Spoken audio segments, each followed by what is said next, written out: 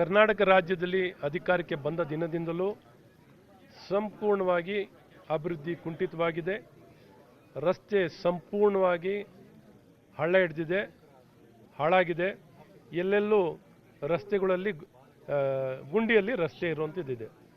ಹಾಗಾಗಿ ಇದೆಲ್ಲ ಒಂದು ಕಡೆ ಇಷ್ಟೊಂದು ಟ್ಯಾಕ್ಸ್ನ ಏರಿದ ಮೇಲೂ ಈ ಸರ್ಕಾರ ಅಧಿಕಾರಕ್ಕೆ ಬಂದ ನಂತರ 1.5 ಲಕ್ಷ ಅಷ್ಟು ಹೆಚ್ಚಿನ ಆದಾಯವನ್ನು ಪಡ್ಕೊಂಡಿದ್ದಾರೆ. ಗ್ಯಾರಂಟಿ ಖರ್ಚು ಮಾಡಿರೋದು ಒಂದು 90,000 ಕೋಟಿ. SCP TSP ಹಣನೂ ವರ್ಗಾವಣೆ ಮಾಡ್ಕೊಂಡಿದ್ದಾರೆ. 35,000 ಕೋಟಿನ 39,000 ಕೋಟಿ 39,000 ಕೋಟಿ.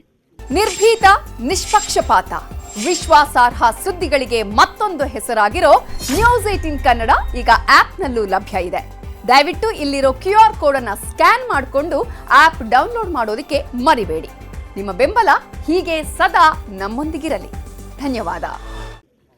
1.5 ಲಕ್ಷ ಕೋಟಿ ಹೆಚ್ಚು ಟ್ಯಾಕ್ಸ್ನು ವಿವಿಧ ರೂಪದಲ್ಲಿ ಬೆಸ್ಕಾಂ, BWSSB, ಡೀಸೆಲ್ಲು, ಇನ್ನೊಂದು ಮತ್ತೊಂದು ಎಲ್ಲ ಗೈಡೆನ್ಸ್ ವ್ಯಾಲ್ಯೂ, ಲಿಕ್ಕರ್ ಟ್ಯಾಕ್ಸು, ಈ ಟ್ಯಾಕ್ಸು ಎಲ್ಲ ಸೇರಿಸಿ ಇಷ್ಟೆಲ್ಲ ಪಡ್ಕೊಂಡ್ರು. ಅಭಿವೃದ್ಧಿ ಶೂನ್ಯವಾಗಿದೆ. ಬರೀ ಗುಂಡಿಯ ರಸ್ತೆಗಳನ್ನು ನಾವು ನೋಡ್ತಾ ಇದ್ದೀವಿ. ಹಾಗಾಗಿ ಈ ವಿಚಾರವನ್ನು ಭಾಳ ಪ್ರಬಲವಾಗಿ ಸರ್ಕಾರಕ್ಕೆ ಒಂದು ಪರಿಣಾಮಕಾರಿಯಾಗಿ ತಿಳಿಸ್ಬೇಕು, ಅವರಿಗೆ ಮನವರಿಕೆಯನ್ನು ಮಾಡಬೇಕು ಅನ್ನೋಂಥ ದೃಷ್ಟಿಯಲ್ಲಿ ಇಡೀ ರಾಜ್ಯದಲ್ಲಿ ರಸ್ತೆ ತಡೆ ಕಾರ್ಯಕ್ರಮವನ್ನು, ರಸ್ತೆ ರೋಕೋ ಕಾರ್ಯಕ್ರಮವನ್ನು ಹಮ್ಮಿಕೊಳ್ಳುವಂಥದ್ದಾಗಿದೆ. ಬೆಂಗಳೂರಿನಲ್ಲಿ ವಿಶೇಷವಾಗಿ ರಸ್ತೆಯ ಗುಂಡಿಯಲ್ಲಿ ರಸ್ತೆ ಇರುವಂಥದ್ದನ್ನು ಮುಚ್ಚೋ ಮೂಲಕ ಒಂದು ಸಾಂಕೇತಿಕವಾಗಿ ಒಂದು ಹೋರಾಟವನ್ನು ಬೆಂಗಳೂರು ನಗರದಲ್ಲಿ ಮಾಡುವಂಥದ್ದಾಗುತ್ತೆ. ಹಾಗಾಗಿ ಎಲ್ಲ ನಾಗರಿಕರು ಮುಂದೆ ಬಂದು ಈ ಕಾಂಗ್ರೆಸ್ ಆಡಳಿತದಲ್ಲಿ ಮತ್ತು ಅಭಿವೃದ್ಧಿಯಲ್ಲಿ ವಿಫಲವಾಗಿ ಜನ ವಿರೋಧಿಯಾಗಿ ಜನರಿಗೆ ಅಭಿವೃದ್ಧಿನೂ ಮಾಡಲ್ಲ, ಬೆದರಿಕೆನೂ ಹಾಕ್ತಾರೆ, ಎದುರಿಸ್ತಾರೆ.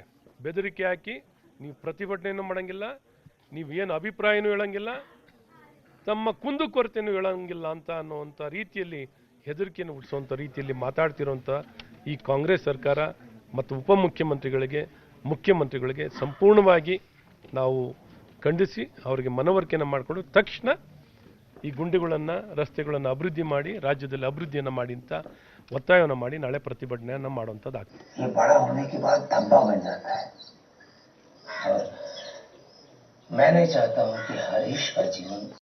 Equity, inclusion in his life.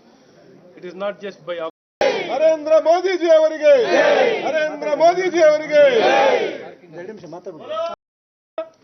ಇವತ್ತೆಲ್ಲರೂ ನಾವು ಒಟ್ಟಿಗೆ ಇವತ್ತು ನೋಡಿದ್ದೀವಿ ಯಾವ ರೀತಿ ಮೋದಿಯವರ ವ್ಯಕ್ತಿತ್ವ ಒಂದು ಸಮಾಜದಲ್ಲಿ ತನ್ನ ಕ್ಲಾಸ್ಮೇಟ್, ತನ್ನ ಸ್ನೇಹಿತ, ಅವನು ಒಂದು ಶಿಕ್ಷಣದ ವಂಚಿತನಾಗಬಾರ್ದು, ಅವನಿಗೆ ಬಡಸ್ತನವೇ ಅವನಿಗೆ ಶಾಪ ಆಗಬಾರ್ದು, ಅವನ ಜಾತಿನೇ ಅವನಿಗೆ ಶಾಪ ಆಗಿರಬಾರ್ದು ಅಂತ ಮನಗಂಡು ಒಂದು ಆ ಸ್ಪಷ್ಟತೆಯನ್ನು ಪಡ್ಕೊಂಡಿರೋಂಥ ಆ ಸಣ್ಣ ವಯಸ್ಸಿನಲ್ಲೇ ಆ ಸ್ಪಷ್ಟತೆಯನ್ನು ಇಟ್ಕೊಂಡಿರೋಂಥ ಮಹಾನ್ ವ್ಯಕ್ತಿ, ಅವರ ಒಂದು ಬಾಲ್ಯದ ಜೀವನದ ಬಗ್ಗೆ ಒಂದು ಸಾಕ್ಷ್ಯಚಿತ್ರವನ್ನು ಚಿತ್ರವನ್ನು ನಾವೆಲ್ಲ ನೋಡ್ಲಿಕ್ಕೆ ಬಂದಿದ್ದೀವಿ. ನಿಜಕ್ಕೂ ಈ ಒಂದು ಸಾಕ್ಷ್ಯಚಿತ್ರದ ಚಿತ್ರದ ಮೂಲಕ ಸಮಾಜದಲ್ಲಿ ಏನೊಂದು ಸಮಸ್ಯೆ ಇತ್ತು ಅದನ್ನು ಹೇಗೆ ಬಗೆಹರಿಸಬೇಕು, ಪ್ರತಿಯೊಬ್ಬರು ನಾವು ನಾಗರಿಕರಾಗಿರೋ ಪ್ರತಿಯೊಬ್ಬರೂ ಯಾವ ರೀತಿ ಭಾವನೆಗಳು, ಬಡವರ ಪರವಾಗಿ, ದಲಿತರ ಪರವಾಗಿ, ಎಲ್ಲರ ಪರವಾಗಿಯೂ ಕಾಳಜಿಯನ್ನು ವಹಿಸಿ ಉತ್ತಮ ನಾಗರಿಕರಾಗಿ ನಾವು ಪ್ರತಿಯೊಬ್ಬರು ಅಣ್ಣ ತಮ್ಮದು ಇರ್ತಾರ, ಅಕ್ಕ ತಂಗಿ ಇರ್ತಾರ, ಪ್ರೀತಿಸಿ ಬಾಳಬೇಕು ಅನ್ನೋಂಥ ಈ ಒಂದು ಒಳ್ಳೆ ಸಂದೇಶದ. ನಿರ್ಭೀತ, ನಿಷ್ಪಕ್ಷಪಾತ, ವಿಶ್ವಾಸಾರ್ಹ ಸುದ್ದಿಗಳಿಗೆ ಮತ್ತೊಂದು ಹೆಸರಾಗಿರುವ ನ್ಯೂಸ್ 18 ಕನ್ನಡ ಈಗ ಆಪ್ನಲ್ಲೂ ಲಭ್ಯವಿದೆ. ದಯವಿಟ್ಟು ಇಲ್ಲಿರುವ QR ಕೋಡ್ ಸ್ಕ್ಯಾನ್ ಮಾಡಿಕೊಂಡು ಆಪ್ ಡೌನ್ಲೋಡ್ ಮಾಡೋದಕ್ಕೆ ಮರಿಬೇಡಿ. ನಿಮ್ಮ ಬೆಂಬಲ ಹೀಗೆ ಸದಾ ನಮ್ಮೊಂದಿಗಿರಲಿ. ಧನ್ಯವಾದ.